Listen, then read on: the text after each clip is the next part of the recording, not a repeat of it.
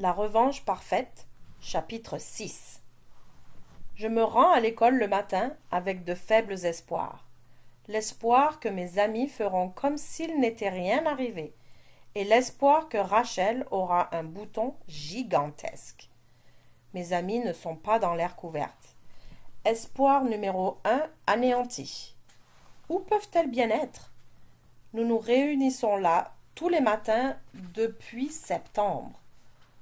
Comme nous sommes en mai, un tel changement ne peut être que planifié.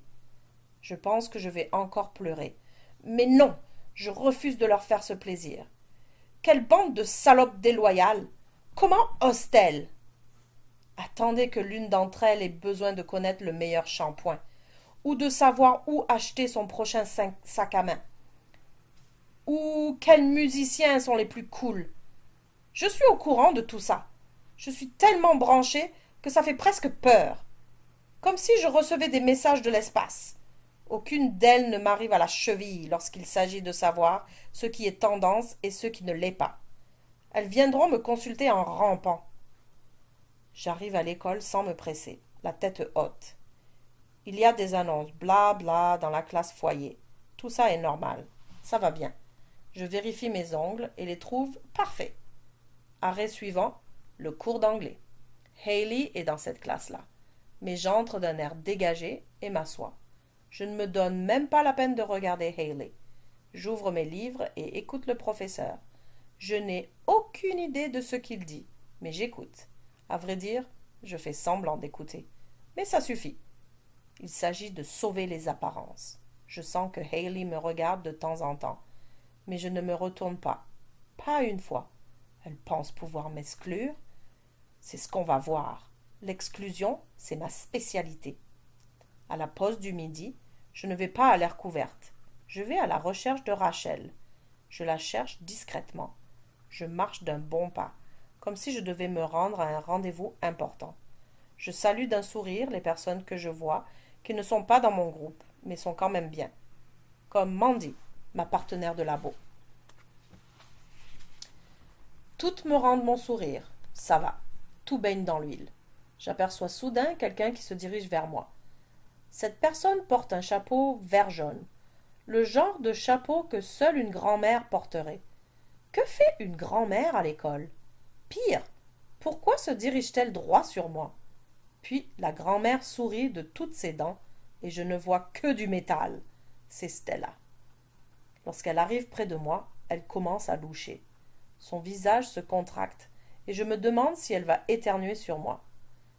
Elle se place en plein devant moi et me dévisage. Je recule d'un pas. Qu'est-ce que tu fais?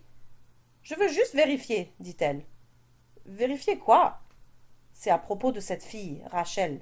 Je ne la connais pas, mais je viens de voir un groupe de filles dans les toilettes entourant une fille qui s'appelle Rachel. Il y avait une espèce de crise. Puis j'ai aperçu Rachel et elle a un énorme bouton sur le front. Les autres filles essayaient de l'aider à le couvrir de maquillage. Alors j'ai commencé à m'inquiéter à ton sujet.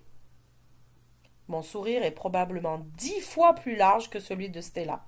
Tu veux rire de moi? Oh non, dit Stella. Quoi? Elle fronce les sourcils et se place juste devant mon nez. C'est pas vrai, tu ne l'as pas fait. Je recule. Veux-tu arrêter ça? Qu'est-ce que je n'ai pas fait? Tu n'as pas jeté un sort pour qu'elle ait un bouton, n'est-ce pas? Demande Stella. Et alors, qu'est-ce que ça peut faire? Dis-je. Je ne croyais pas, vraiment pas, que ça réussirait. Mais on dirait bien que oui. Peux-tu t'imaginer combien tout ça est hallucinant? Dans quelle toilette était-elle? Il faut que je voie ça. Stella respire profondément. Il y a autre chose qu'il faut que tu vois, dit-elle. Oh non, rien ne peut être aussi intéressant que le bouton. C'est primordial. Puis je sens une petite pulsation sur mon front. Qu'est-ce que c'est? Je frotte et ça me fait mal. Oui, c'est quoi ça? Vite, dit Stella à voix basse. Sortons d'ici.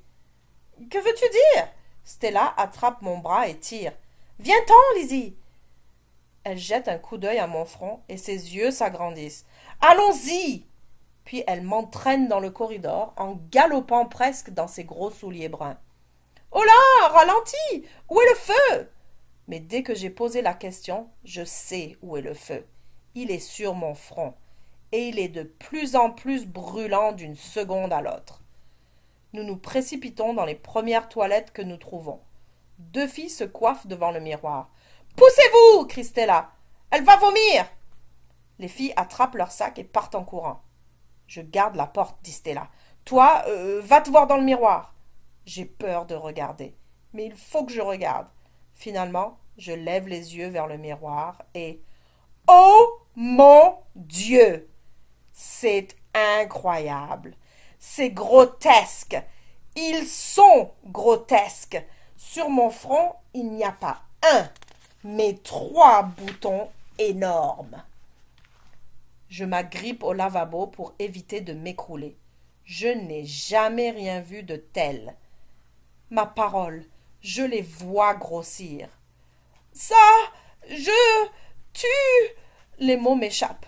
Jusqu'à maintenant, j'étais parmi les privilégiés qui n'ont jamais de boutons. Jamais. Ma peau a toujours été lisse et pure comme celle d'un bébé, aussi superbe que mes cheveux. Je te l'ai dit, Lizzie, chuchote Stella. La loi de 3, tu te rappelles? Un vague souvenir fait son chemin dans mon esprit brumeux. Quelque chose au sujet de la magie qui revient multipliée par 3. J'avais complètement oublié ça. C'est une loi? Stella incline la tête. Oh oui, absolument. Je cligne des yeux, mais pas pour refouler des larmes. C'est plutôt que je suis en état de choc. Oui, comme quelqu'un qui vient d'être impliqué dans un accident d'auto. Je ne peux pas penser, juste cligner. Tout d'un coup, une idée me vient. Sauve qui peut. Je regarde autour de moi. Très haut dans le mur de ciment, il y a une toute petite fenêtre. Vite, dis-je, viens. Tiens-toi ici contre le mur. Pourquoi? Demande Stella. Pour que je puisse monter sur tes épaules et atteindre la fenêtre. Je ne pense pas, dit Stella en secouant la tête. Cette fenêtre ne s'ouvre pas. Comment le sais-tu? Elle hausse les épaules. J'ai déjà essayé. Elle a essayé? Cette fille est-elle assez bizarre? Mais il y a plus urgent à considérer. Pourrais-tu, tu sais, faire une incantation pour l'ouvrir? Non, répond Stella en riant. Je n'ai pas ce genre de pouvoir. Mon don consiste plutôt à trouver le talent des autres, comme le tien. Seulement, je ne m'attendais pas à ce que tu aies autant de talent. Elle rit de nouveau. Je pose mes mains sur mes hanches. Ce n'est pas drôle. C'est toi qui m'as mise dans ce pétrin. Comment vais-je m'en sortir maintenant? C'est moi qui t'ai mise dans ce pétrin? Demande-t-elle. Oui, tu m'as enseigné cette incantation ridicule, n'est-ce pas? Elle hausse les épaules. Vrai, mais je t'ai aussi dit que la magie n'est pas un jeu, et t'ai averti qu'elle revient multipliée par 3. Elle a raison, elle me l'a bel et bien dit. Mais là n'est pas la question. Il faut encore que je m'échappe, sans être vue. Tu n'aurais pas par hasard une incantation qui me rendrait invisible? Désolée, je ne sais pas faire ça non plus, mais je peux quand même faire quelque chose. Elle enlève l'horrible chapeau de sur sa tête et le pose sur la mienne. Voilà, regarde-moi ça. Si tu le descends sur ton front, personne ne verra les boutons. Abracadabra. Ils sont invisibles. Je la dévisage. Ses cheveux sont un désastre.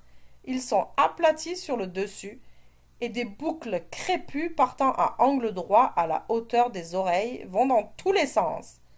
J'aurais pitié d'elle si mes ennuis n'étaient pas plus importants. Je me retourne lentement et regarde dans le miroir. Ce que je vois est très étrange. Le chapeau n'est pas mal du tout. Peut-être mieux que pas mal. On dirait même qu'il me va bien. Waouh! Voilà un genre de magie qui me plaît bien. Extraordinaire, n'est-ce pas? Dit-elle en souriant. Il appartient à ma baba. Elle me l'a prêté. À sa baba?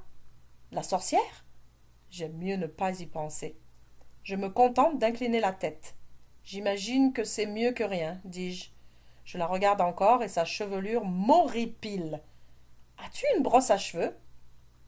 Elle fouille dans son sac à dos et en sort une vieille brosse rouge toute usée. Voilà, dit-elle. Merci. C'est que j'ai remarqué que le chapeau a laissé son empreinte sur ta tête. Vraiment? Stella jette un coup d'œil dans le miroir, puis commence à passer la brosse dans ses cheveux. La partie plate reprend vie et se mêle à la masse. Merci de me l'avoir dit, Lizzie. Je ne l'aurais jamais remarqué. La cloche sonne et nous fait toutes deux sursauter. Je vérifie dans le miroir que les boutons sont couverts. Ils le sont. Je peux encore les sentir. Mais tant qu'on ne les voit pas, ça va. Tu es certaine que ce chapeau ne me donne pas un air crétin? Oh non, dit Stella. Ma baba n'aurait jamais l'air crétin. Elle est vraiment mignonne. Il y a des gens qui ne se rendent pas compte. Note à moi-même. Stella n'a pas la moindre idée de ce que veut dire mignonne. Bon, d'accord, je pense qu'on peut y aller. Je sors la première. Qu'est-ce que tu veux dire? Demande Stella. Je saisis la poignée de la porte. J'aimerais mieux qu'on ne nous voie pas ensemble. Stella me regarde d'un air étrange. Mais elle est comme ça, n'est-ce pas?